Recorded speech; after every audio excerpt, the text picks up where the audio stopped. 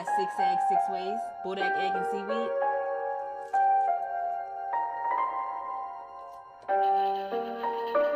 Fish egg, seaweed, and chili oil. I'm kind of scared for this one. Yo, I did not like that at all. It was very fishy. This is a Tiffany plate. I didn't have chicken sausage, but cottage cheese, pepperoni, salami, mustard, and pickles.